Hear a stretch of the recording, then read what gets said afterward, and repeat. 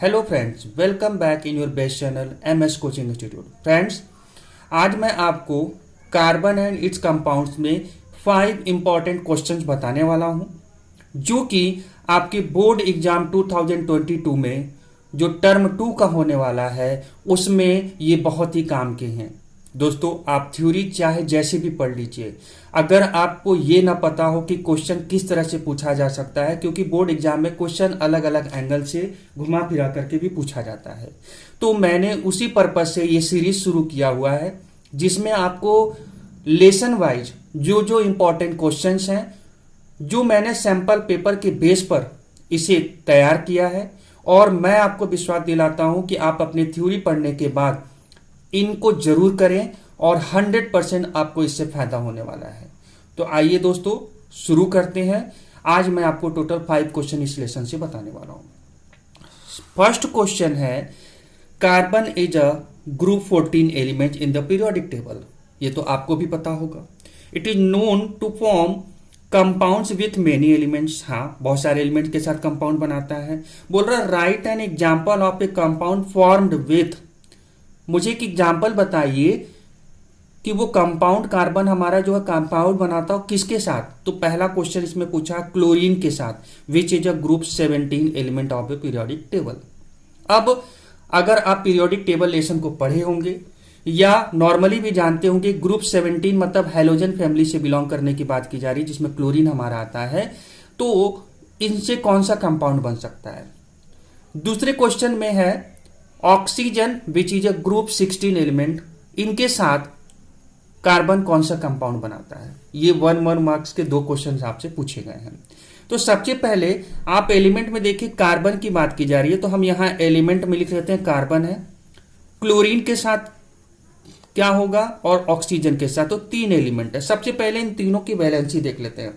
Carbon की valency, अगर carbon and its compound आपने पढ़ा है तो आपको पता होगा, इसकी वैलेंसी 4 होती है।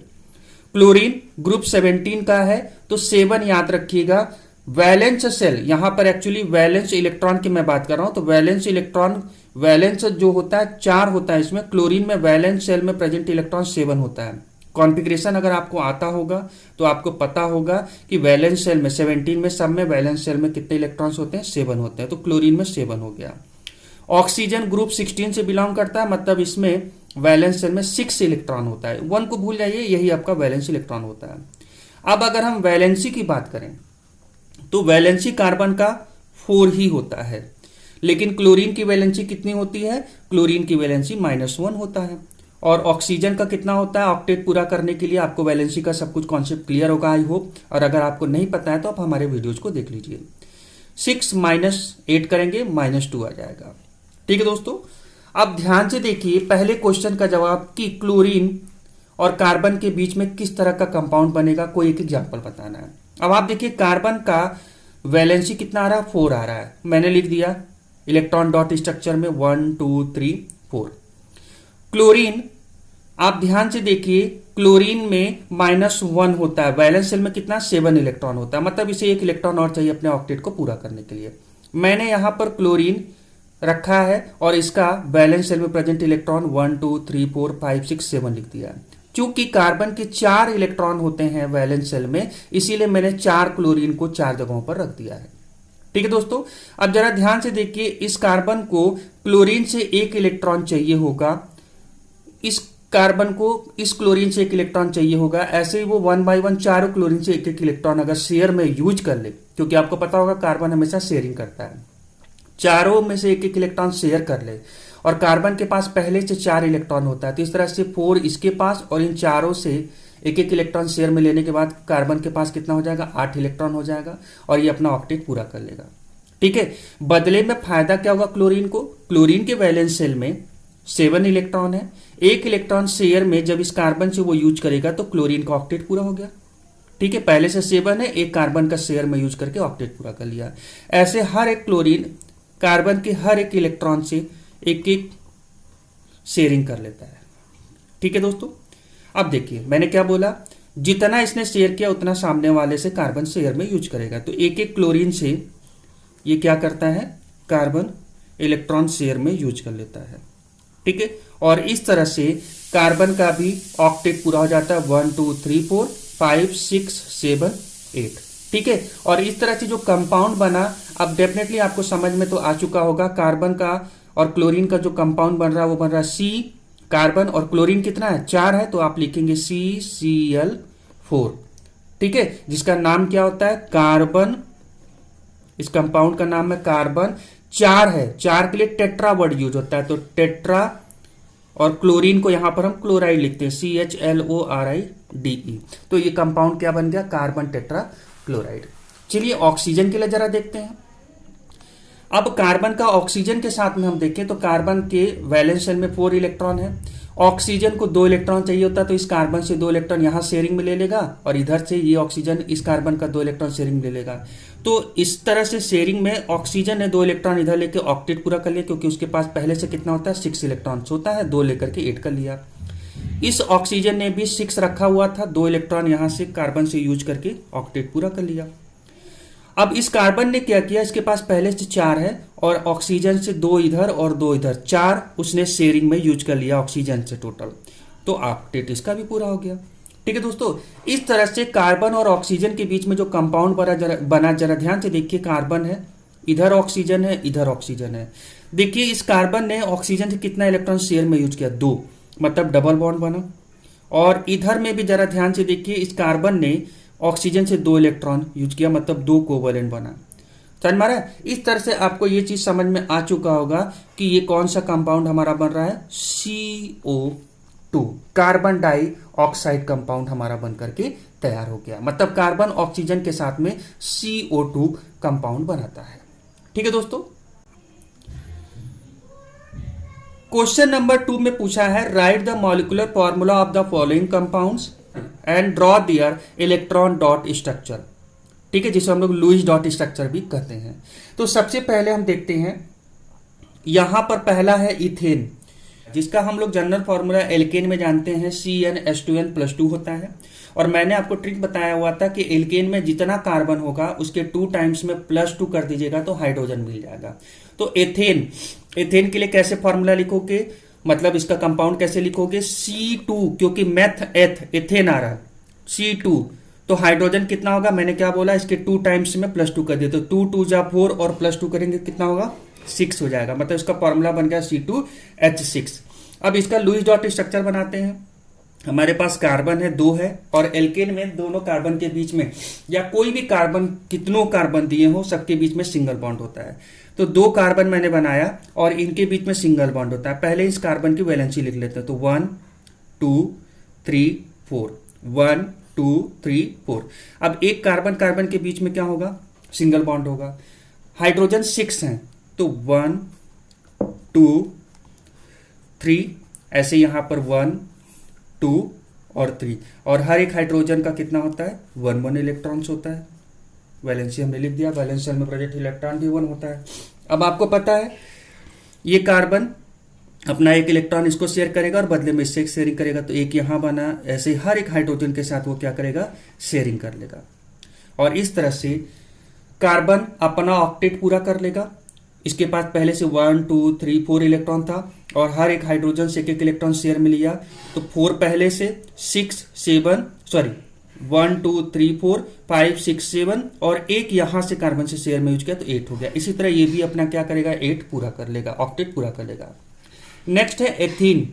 अब एथीन में मैंने बताया था एल्कीन फैमिली, एल्कीन फैमिली मतलब इसका जनरल फॉर्मूला होता है CnH2n, और मैंने इसका तरीका आपको बताया हुआ था, जितना कार्बन होगा उसके 2 टाइम्स अगर आप रख देंगे तो आपको क्या मिल जाएगा, हाइड्रोजन मिल जाएगा। तो आइए करके देखते हैं।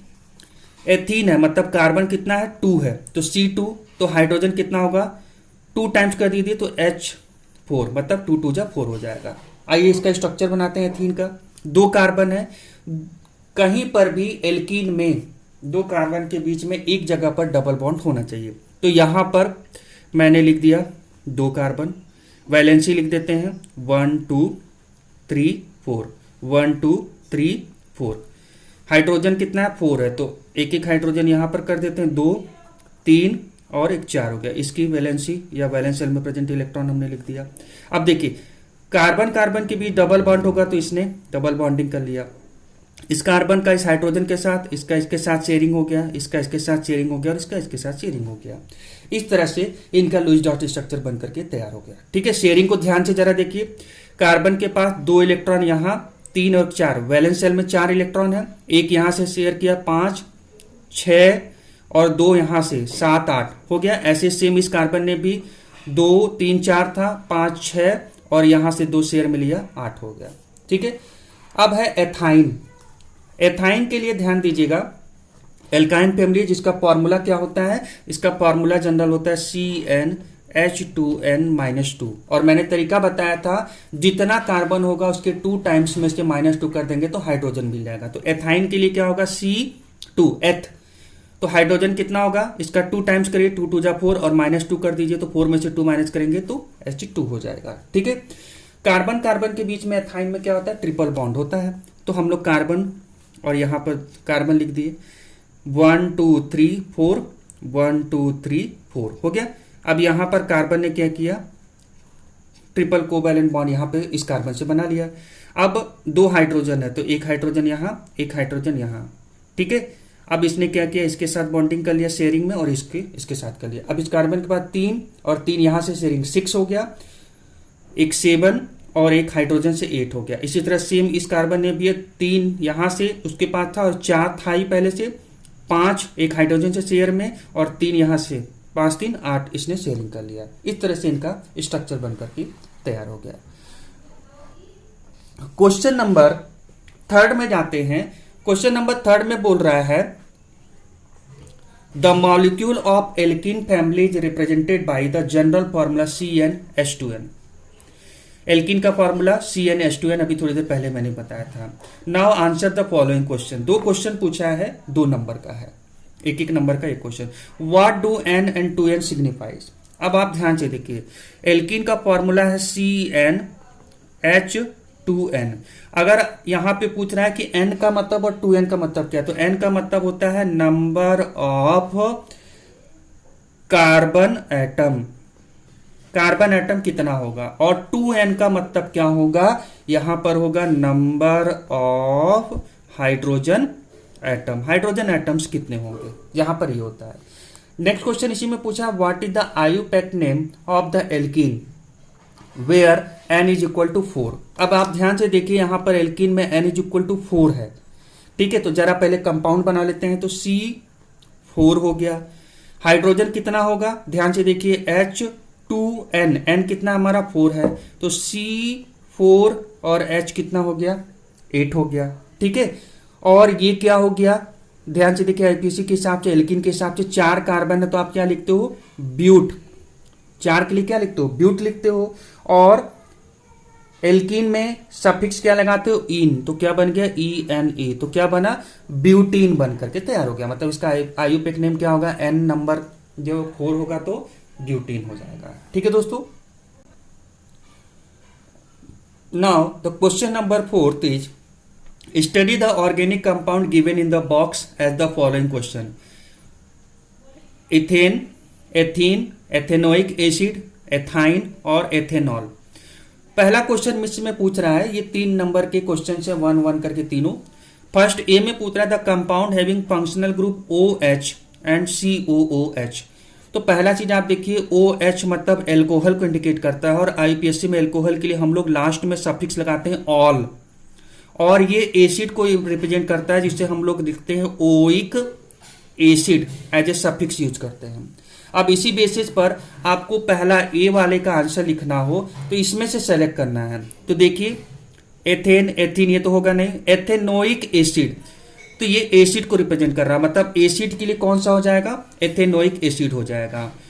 फिर एथाइन है, एथेनॉल, ऑल एल्कोहल के लिए, मतलब पहले वाले में OH के रिप्रेजेंटेशन से रिलेटेड जो कंपाउंड है वो क्या है, इथेनॉल है। और एसिड से रिलेटेड हमारा कौन सा है, इथेनोइक एसिड है, इथेनोइक एसिड है जो COOH को रिप्रेजेंट करता है। ठीक है दोस्तों, इसका फंक्शनल ग्रुप होता है COOH। Gas used in welding, तो याद रखिएगा जो एथाइन होता है वही वेल्डिंग में यूज किया जाता है एज ए गैस, तो एथाइन हमारा हो गया। मतलब बी का आंसर क्या हो जाएगा, गैस यूज इन वेल्डिंग, तो आप लिख देंगे क्या, एथाइन। ठीक है, अब लास्ट पूछ रहा है homologous of the homologue of the homologous series with general formula CnH2n+2। अब आपको समझ में आ चुका होगा CnH2n+2 किसको कहते हैं, एल्केन को कहते हैं। एल्केन से रिलेटेड होमोलॉग में कौन कौन सा होगा, तो 3 तो यहां पर ऑलरेडी यूज हो चुका है, तो बचा कौन कौन सा है, एथेन और एथीन। ठीक है, यहां पर 2 चीज यूज किया हुआ, एथेन और एथीन। तो आप ध्यान से देखिएगा, इथेन और एथीन है, तो एथीन तो होगा नहीं एल्केन में, तो बचा क्या हमारे पास, इथेन। मतलब हमारे लिए सी का आंसर क्या हो जाएगा, होमोलॉगस में सीरीज में जनरल फॉर्मूला जिसका CnH2n+2 होता है वो एल्केन होता है, और एल्केन से रिलेटेड कौन है हमारा, यहां पर इथेन है, तो इसका आंसर हो जाएगा इथेन। ठीक है दोस्तों, क्वेश्चन नंबर 5 को अगर हम ध्यान से देखें तो यहां पर आपसे 2 क्वेश्चन पूछा हुआ है। Carbon has the unique property to form the bond with the other atoms of the carbon. Carbon other carbon atoms के साथ में बॉन्ड बनाने की प्रॉपर्टी रखता है, जो कि आपने कैटनेशन पढ़ा हुआ था। Why does carbon exhibit the property of catenation, यही जो मैंने अभी बोला था, सेल्फ लिंकिंग की प्रॉपर्टी को कैटनेशन कहते हैं, to the maximum extent. Carbon में ये सेल्फ लिंकिंग करने की प्रॉपर्टी जो आई, सेल्फ लिंकिंग करने की जो प्रॉपर्टी आई, ये कैसे हुआ, कैसे पॉसिबल हुआ। तो इसका जवाब आप क्या लिख सकते हो, इसका सॉल्यूशन अगर आपको लिखना हो तो आप लिख सकते हो ड्यू टू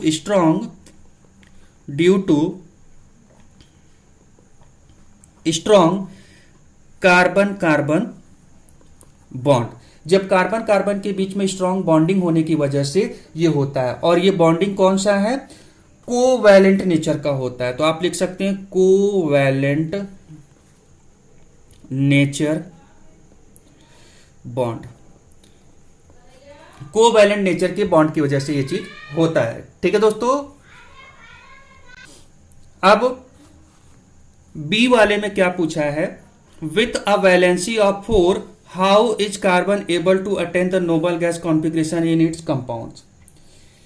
इसकी वैलेंसी कार्बन की 4 होती है, तो ये पूछ रहा है कि कार्बन नोबल गैस कॉन्फिगरेशन कैसे अटेंड करता है अपने कंपाउंड में। तो सीधी सी बात है, बाय शेयरिंग, क्योंकि जिसके वैलेंस शेल में कार्बन की वैलेंसी 4 होती है, ठीक है, तो 4 होने की वजह से मतलब ये शेयर कर सकता है, न तो डोनेट न तो रिसीव कर सकता है। आप इस लेसन में पढ़े होंगे, तो आप इसका जवाब लिख सकते हैं by sharing it's 4 valence electron with other elements carbon attain the stable Nobel gas configuration.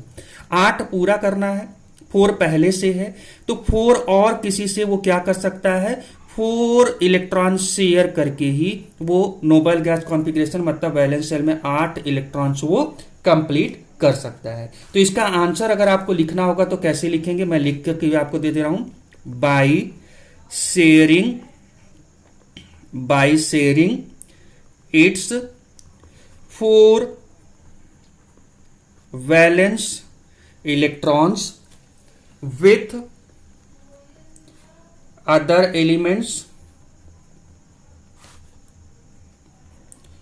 other elements carbon attains stable noble gas configuration।